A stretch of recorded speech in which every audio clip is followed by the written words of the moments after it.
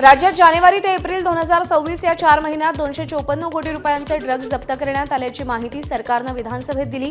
या कालावधीत अंमली पदार्थ बाळगल्याप्रकरणी 1142 गुन्हे दाखल झाले असून 1626 आरोपींना अटक करण्यात आली। तसंच अंमली पदार्थ सेवनाविरोधात 3199 गुन्हे नोंदवले गेले। यासोबतच ड्रग्ज तस्करीबाबत शासनाचे झिरो टॉलरन्स धोरण असून दोषी पोलीस कर्मचाऱ्यांवरही कारवाई होणार आहे। मुंबईसह राज्यात एनटीएफची 7 युनिट्स कार्यरत असून 2025 मध्ये 523 कोटींचे अंमली पदार्थ नष्ट करण्यात आले।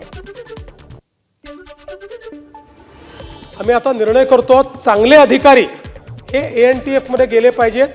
याकरता त्यांना स्पेशल पे किंवा वन स्टेप अहेड अशा पद्धतीनं जो त्या ठिकाणी काम करेल त्याला आम्ही ते डेझिग्नेशन देणार आहोत आणि त्यासोबत इथे जो 3 वर्ष काम करेल त्याला चॉईस पोस्टिंग अशा पद्धतीचीही आम्ही योजना तयार करतो आहोत। अँटी करप्शन सारखे वगैरे विंग्स तयार करणार असाल तर जरूर करा, कारण का ड्रग्ज हा पैशाच्या स्तोत्राचा सर्वात मोठा मार्ग आहे।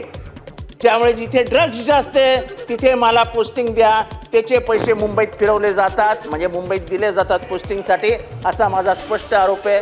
साहेब, मी ज्या एरियामध्ये राहतो त्या एरियामध्ये सर्वात जास्त ड्रग्जचा प्रादुर्भाव आहे आणि ह्याच्यामध्ये पोलीस इन्व्हॉल्व नाहीत असं माझं मत नाही। माननीय जितेंद्र आव्हाड साहेबांनी जो मुद्दा या ठिकाणी निदर्शनास आणून दिला आहे, निश्चितपणे या संदर्भात सिनियर पीआयला अकाउंटेबल धरलं जाईल। मात्र सुधीर भाऊंनी दिलेल्या सूचनेच्या अधीन राहून सिनियर पीआयवर त्याची जबाबदारी फिक्स होईल। एबीपी माझा, उघडा डोळे बघा नीट।